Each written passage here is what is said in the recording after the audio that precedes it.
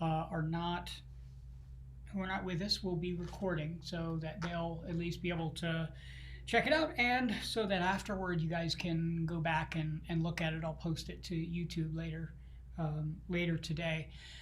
So we're going to use two pieces of software to prepare our work for this particular kind of film. And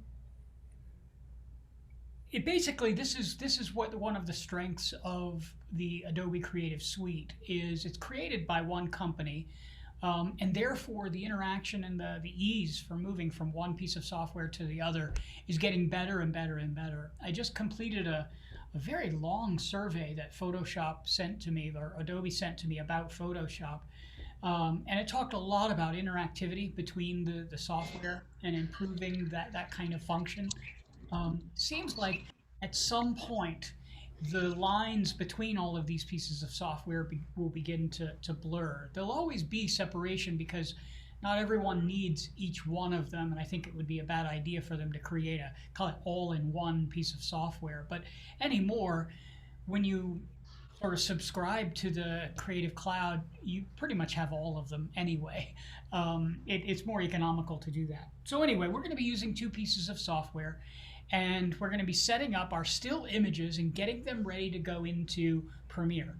And the idea is that we've got a lot of photos that you've taken, maybe hundreds of photos, and yet we don't want to have to open up and modify and prepare each photo individually.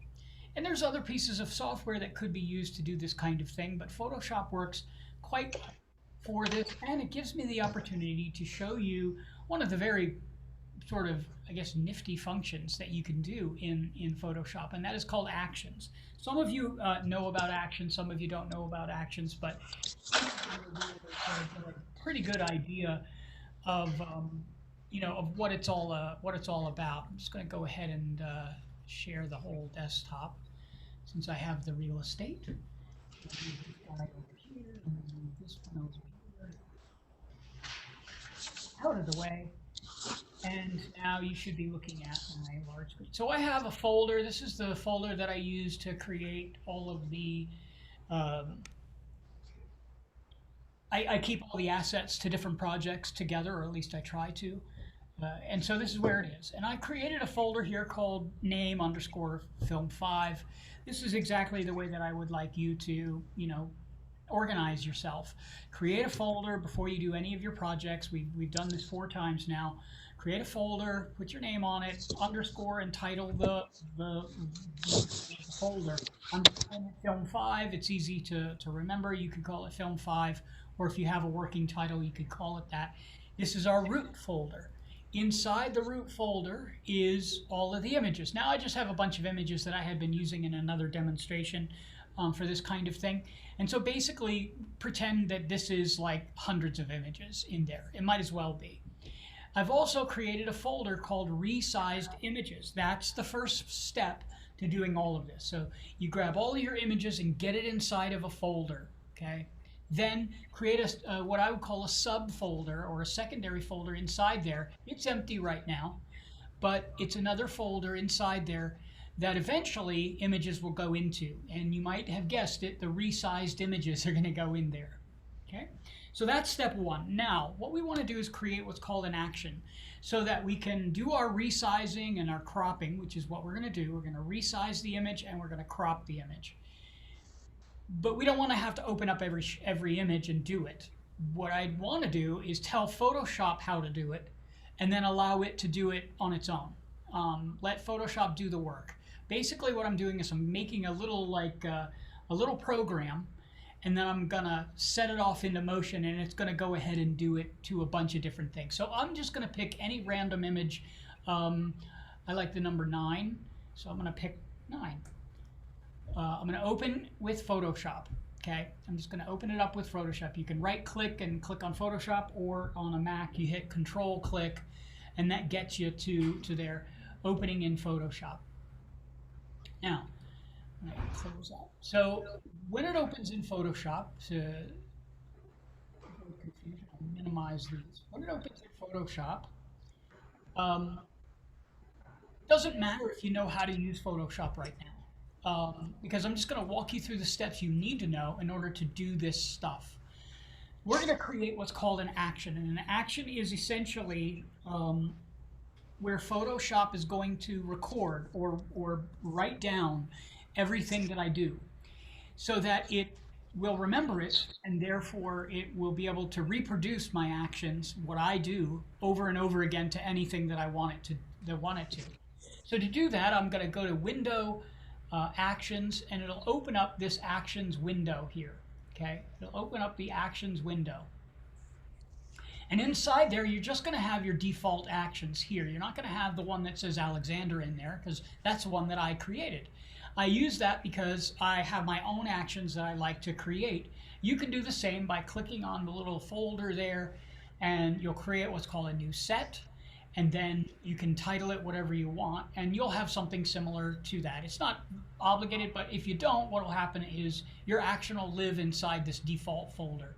This default folder has a bunch of, sort of canned ones that have already been made. However, if I close that and I open up Alexander, you can see that I've only got one in there. And this is the one that I did while I was preparing your handout for you.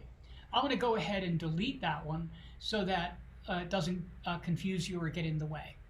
Okay? So you're able to create your own set. I didn't put that in a handout because it's not really required. So now that I have my own sort of set, I'm going to do what's called creating an action. And to do that, I'm just going to hit the plus icon at the bottom of this window. Okay?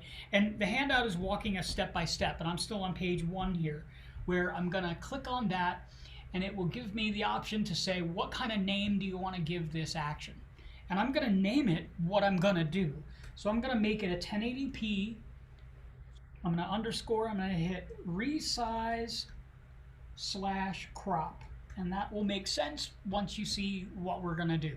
So 1080p, which means that's the size I'm going to make it, and I'm going to resize and crop the images to do just that.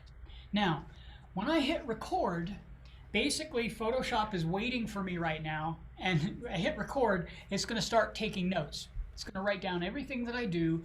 That way it can remember and do it to other things when I'm ready for it to do that thing. So I'm going to hit record, and as you can see, it has a little red button, just like in the old school like boom boxes. You would hit the play and record button, and boom, it would start recording whatever it was on the radio if you wanted to do that. Those were the back in the days when you could do mixtapes.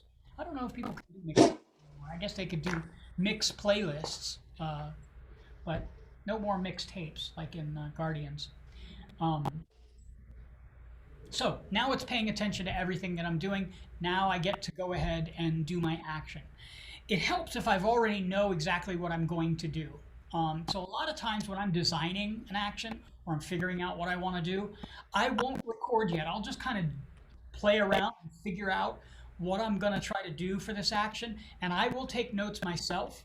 Then I'll just sort of close everything and then reopen like I'm starting all fresh and new, and start the action and then go through my list. That way I know it's all nice and clean.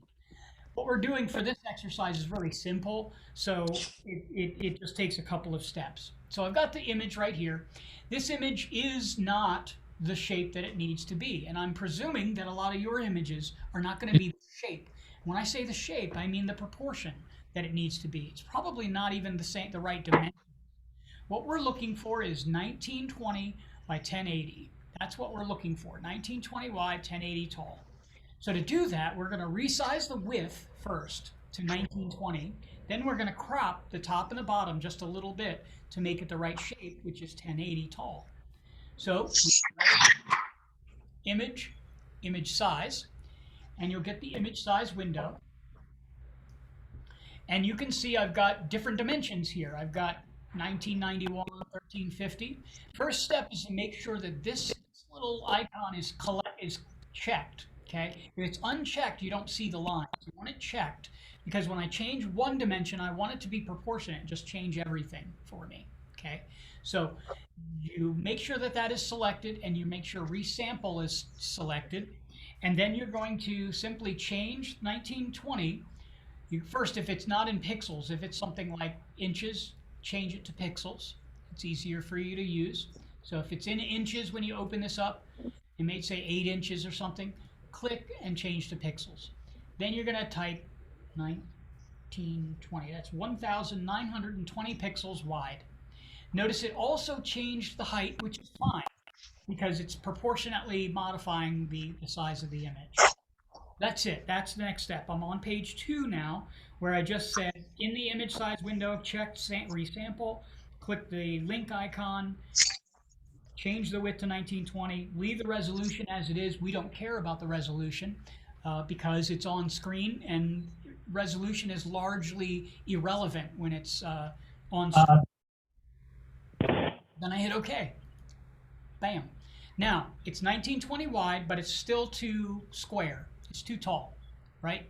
Top and bottom is too tall. So I need to do something next, which is to crop. So I first resize. Now I'm going to crop the top and the bottom. Notice also up in the actions panel, it recorded what I just did. It recorded that I did image size. If we open it up, you can even see it sees exactly what I did. So it wrote everything down. Good job, Photoshop. We go to image canvas size now because we want to crop it, meaning we're going to cut the canvas. Okay, we're going to hit canvas size, and now we're focused on the height. We're going to focus on the height now. So where it says 1268, I'm going to type 1080. Now this is cropping, meaning I'm going to lose a little bit of the top and the bottom. I hit OK. It's going to give me a warning. You just hit proceed. Okay, just hit proceed. That's fine. It's telling you you're going to crop a little bit, but you'll see it's not going to damage the image that much because it doesn't crop very much from the top and the bottom. Proceed, and there it is. Now it's the right shape. Okay, now it is exactly the right shape. So now I'm ready to export the file and save it. Okay, so what I'm going to do, I'm still recording. So I did image size, canvas size. I'm going to File, Export, Save for Web Legacy.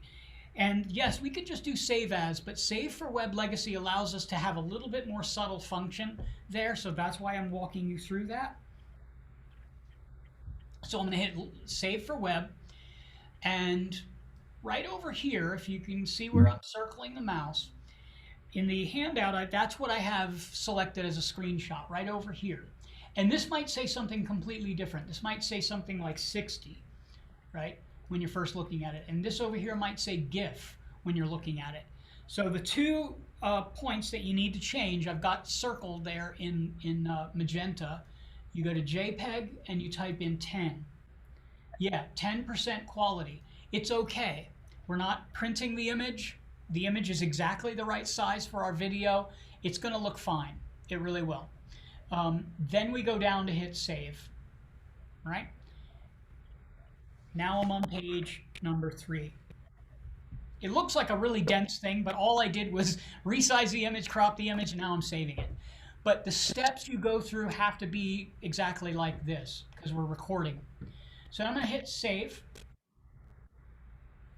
And I get the optimized save the image file. And this is really important. So important, I put it in bold magenta on the handout.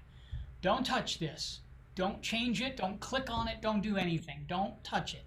Okay, that's super important. You don't do that. Don't do it.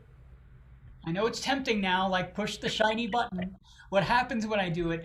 But what it'll do is it'll just bugger everything up and you won't get the results you're looking for. So don't touch it.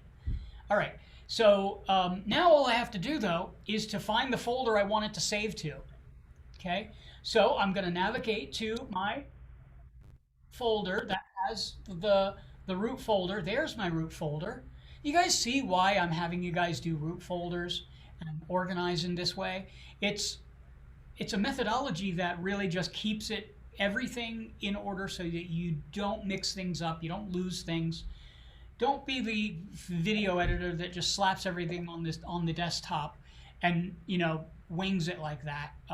You may be able to get away with it by yourself, but as soon as you start working with a team, they will not like you very much. So anyway, going into name Film 5, and I'm going to check that folder that I created. Remember, at the very beginning, I created a folder inside there called resized images. That's where I want to save it to. I want to tell Photoshop, save everything to that resize image folder. Okay? So now that I've done that, I'll hit save. And it did it. It saved it there. As evidence, I'll show you. Go to open that folder up. There's resized images, and there's the joiner that I just resized. This is different, you know, it's different. I didn't change the name, but it's the reshaped one. Okay, so there it is, ready to go. Now, here's the next step. We're done with all of our actions, so all we have to do at this point is close the project. Because if I don't tell it to close, Photoshop will keep opening files up. It won't know. It's very literal. It won't know to close the file. So I'm going to come over to File, and I hit File, Close. And that's it. I hit File, Close. Then I hit Don't Save. And again, that's a very important thing because I have it on there. Choose Don't Save. In magenta, don't save. Very important. Okay, now I'm back in what would be the general Photoshop window here. Okay, because I saved it and I closed the file. Now I'm going to do this. I'm going to go back and open recent and open up the file I just closed. Okay, you're like, wait, what are you doing that for? You'll see. So I closed it. It brought me out into the Photoshop lobby. Now I'm going to go to File, Open Recent, and just go to the very top one, the one that I just closed, and hit Open. Reopened it. Okay. Now, divert your attention right over to here. Let's take a look at everything that we've done so far. We've done image size. We changed the image to 1920. We cropped it to 1080. We exported it using the export system. We closed the file. Then look, it even wrote down reopening it up again. But we don't want to reopen it. All we want to do is make sure that it closes and then it goes to the next thing. So here's the next step, and it's right there on the handout. I've got it circled. Hit the square, which means stop recording. Okay? Then drag the open to the trash, because we don't actually want to keep that as part of our instructions. We just needed to reopen so we could get back in there in order to stop the action from continuing. Okay, next. Time to automate. This is the fun part. So now we go to File, and we go to Automate Batch. Okay, so File, Automate Batch. We hit Batch, and there it is. There's our folder. There's our action that we just created right in there. So on this handout, I've got one thing that you have to choose, because it should default to the one you just created. If it doesn't, just do the pull down menu and pick the one that you just made. However, we're just going to hit choose. And what we're looking for here is the source images, not where they're going to go, because we've already identified where they're going to go. Now we just have to pick a big folder full of pictures. And as you might have guessed, we need to pick the main folder that we chose right here, right? Because there's all the pictures that are original. And like I said, you're going to have hundreds of them in that folder. You don't have to select any of them. You're simply going to choose. So you select Film 5, and then you hit choose. And what I have now is I've got the action set. It knows where to save them. I've pointed it to a folder full of pictures. Now I'm going to click OK. And it's going to happen really fast. So fast, it usually doesn't even show the images showing up. It just went burp, burp, burp, burp, burp, burp, burp, like that. And now, if I go to the folder, so here's the original folder. It did nothing to the originals, right? Because it just used the originals. It opened up the original and then it closed it, remember, without saving, because we didn't save. So it did just that. It opened up number 1 there, and it did its thing. Then it closed number 1 without saving. Where did it put the new one? In size resize images, right? There it is, number 1.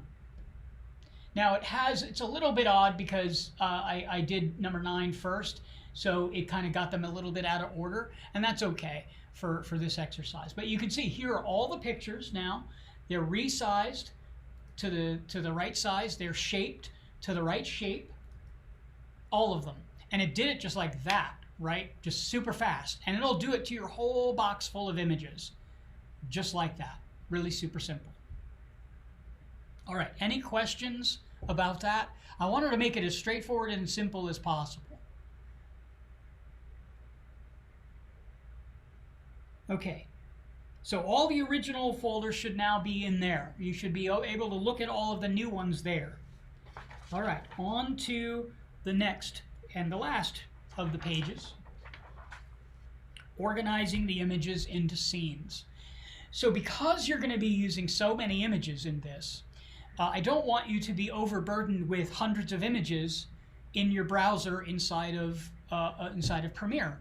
So what will be much more helpful for you is at this point, before you start getting into Premiere and starting to try to sequence all your pictures together, is to separate these things out into scenes or just into batches. Okay, they don't necessarily have to be, but batches. So what I am writing here is go ahead and make a folder inside here. So I'm going to go ahead and hit Control and New Folder. You can also right click. You can also go to File, New Folder. And in here I'm going to call this Scene 1, SCENE _ 01. Okay? And then I'm going to do another folder. I'll call it, you guessed it, Scene 2. 02. All right. And so on and so forth. You could have 4 or 5 folders in there, that's fine. And now what you're going to do is just simply, look at these images and go, okay, what's going to be where? So this is going to be in Scene 1. And you could start just kind of randomly grouping them together at whatever it needed to be. So I know these are going to be Scene 2. Before I even put them in, I can kind of open them up and go, yeah, that's part of this scene. And then this over here. And so then you can start putting them into the folders, right? So I think that one will go there, and we'll put these 2 in here. So now what you'll have is a bunch of folders inside here that are identified as Scene 1, Scene 2, and so on. Again, organization. This is not just because I happen to be an obsessive compulsive about this thing. I'm not really. Well, maybe I am.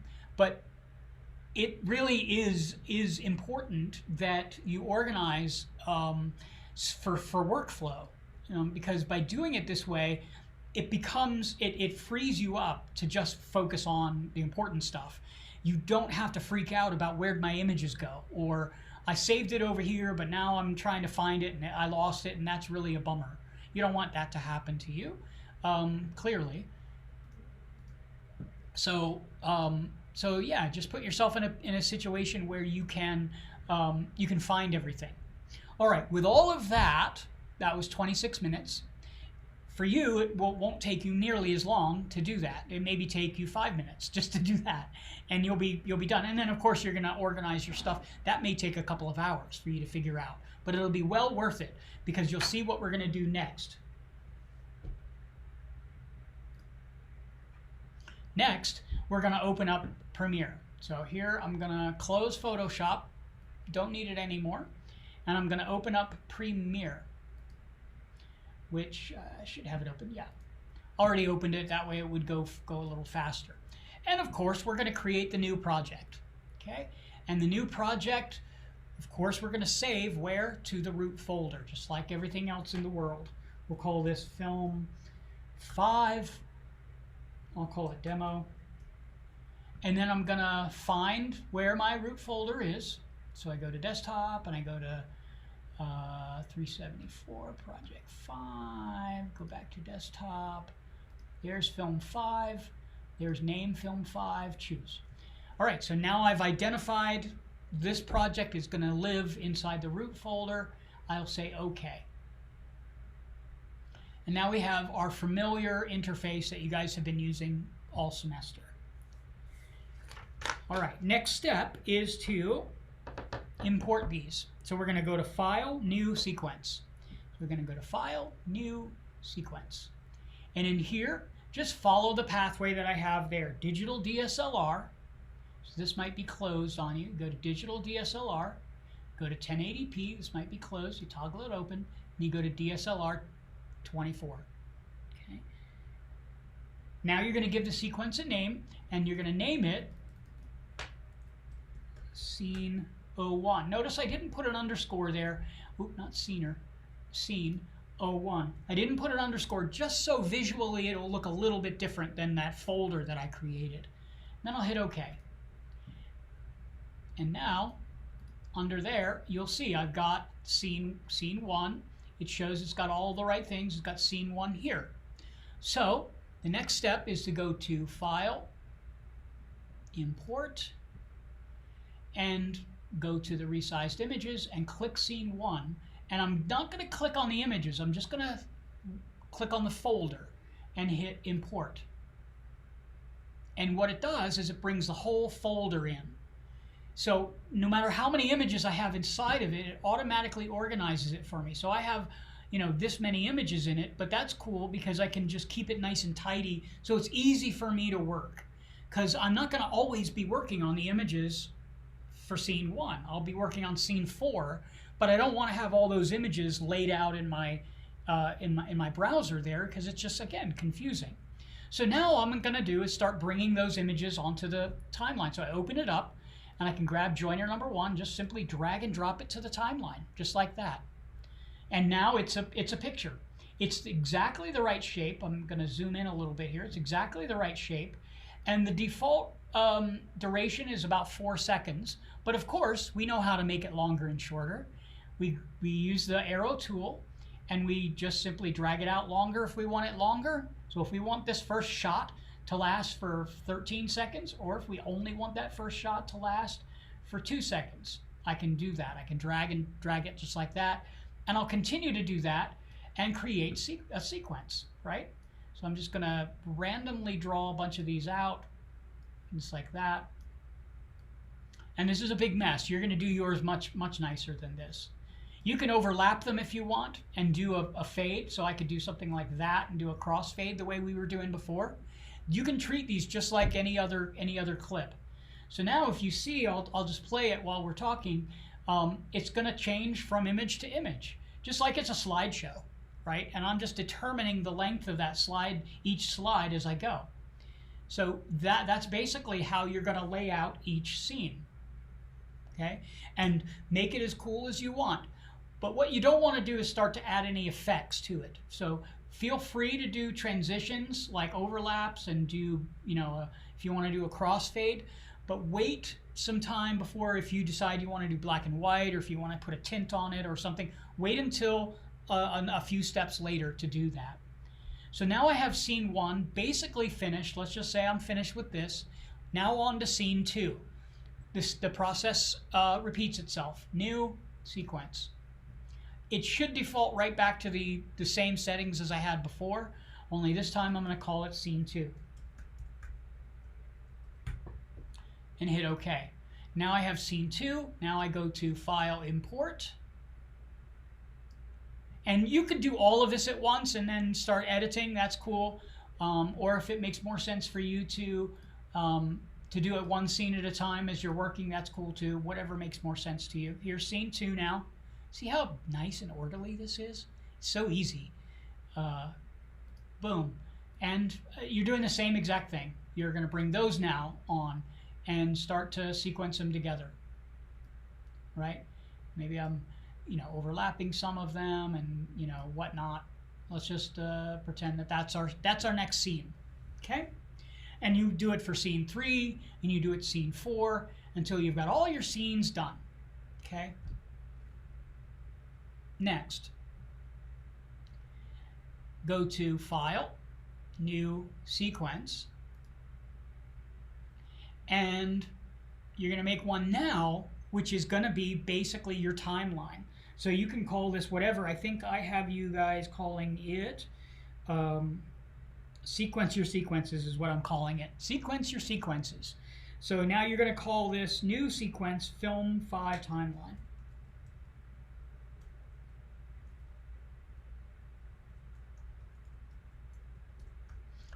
And then you'll hit OK. Now, instead of dragging images, what I can do is I can drag the scenes over. This is called nesting a scene. So I can grab scene 1, drag and drop it, and there it is. And it's playing all of the stuff that is a part of that scene. Okay? Now, if something's wrong with that scene and I need to change it, it's actually not that hard. All you do is double click on it and it brings you inside of it. And now I can make a modification, right? I can just kind of move it. Then I can come back to film 5 and it's made a change. Of course, it's giving me some blank here because there's nothing there now because I made it shorter. So I do have to kind of do this. But yeah, in essence, it cascades the changes for me.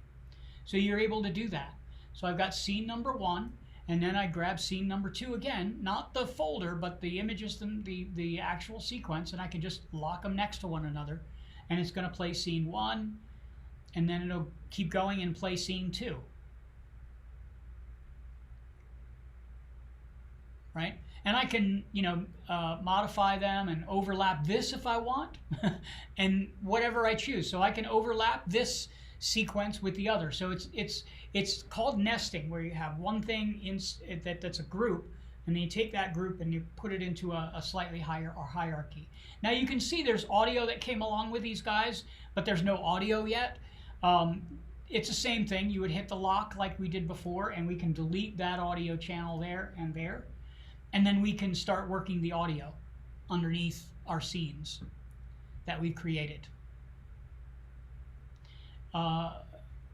Then you continue. You incorporate your sound.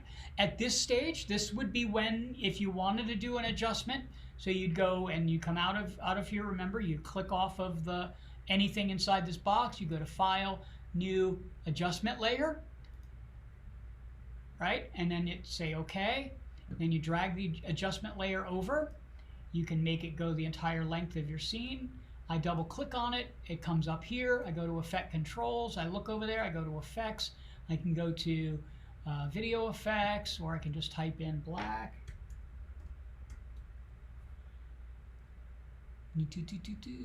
Black and white.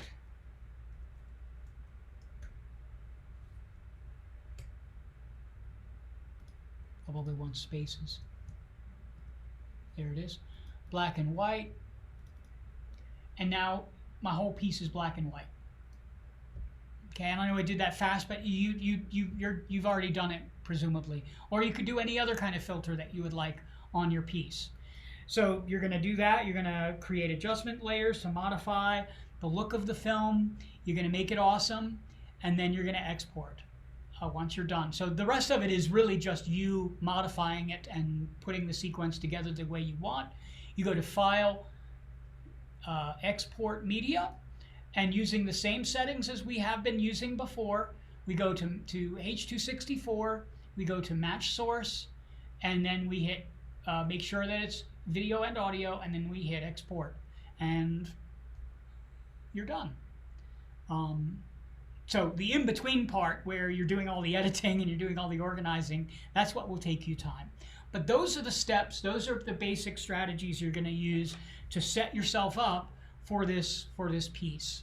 So organization is key. You do need to kind of have a plan of what you're going to be doing. That's why I'm having you break down your images into scenes, so that you've already presumably made some choices about what you're going to do. But after that, then it just becomes a creative exercise as to how long each clip is. Is this a 3 second, 1 second, half a second? Be careful not to have your pictures up there for too long. 10 seconds is a long time for a picture to be sitting up there. So I would say a really long clip is going to be like 6 seconds. Beyond that, you're talking like 1 second or even half seconds and stuff like that. You might even think, just do it all proportionate and do like 1 second, or 1.5 seconds, 3 seconds, and 6 seconds. That might be what you decide. All of your clips are going to be one of those 3 lengths, and that's fine. Of course, you'll want to add titles. You've already done titles. You've already done your scrolling credits, so you know how to do that. At that point, you're just basically, working through a creative process. So, any general questions about what we're working on here, or those steps? I did record this. I am recording this, so you should be able to um, look at it later. You have the handout and you have the verbal. So I try to do it. We got you 3 ways. You got it written down. Maybe you took some notes. You heard me just say it, and then I'll put it up there. So you should be able to walk through it fairly easily. That is not meant to take me out of the equation. That is meant to help you so that you can answer questions for yourself. But of course, if there are questions that come up, please ask. All of this work with the handouts and stuff isn't meant to make it well they shouldn't have to ask me any questions now. No, it makes it so that the question you have to ask will be on more of the creative sequencing side rather than the how-to side. So that's where we are. If we look at our schedule, today, the rest of the time, we should be getting your images ready. If you get to the point where you've got your folder, you've got your action set up, you've got your folder set up, you got your scenes and all the images plunked in them, you're in good shape. Because you got basically a week, or no, I'm sorry, 5 days to do your sequence and editing for this. Because at the end of Monday, the end of the day on Monday, that's when you want to turn this project in. That's when you're going to turn the project in. So you'll have between now and the end of Monday. So during Monday class, you'll be able to be editing and asking questions and stuff. So it's not due at the start of class on Monday. It's due at the end of the day on Monday. So our Monday class, I won't have a demo. I won't be wasting a half an hour of your time by giving you something new. It'll be about jump in, start editing. We'll all be on Zoom or in the studio, wherever we happen to be, and editing, and you can ask me questions, and we can hopefully get you through. So at the end of the day, you'll be transferring your beautiful piece, and then we'll have our film screening like we did last time. We'll do it in the gallery. I thought that worked pretty well, and so we'll do that again in the gallery and do our film screening. Okay? All right, so I'm gonna hang on here and you guys can start doing your process and ask me questions. That way if you get a little hitch, I am gonna stop recording though, so that stop share, stop recording, that way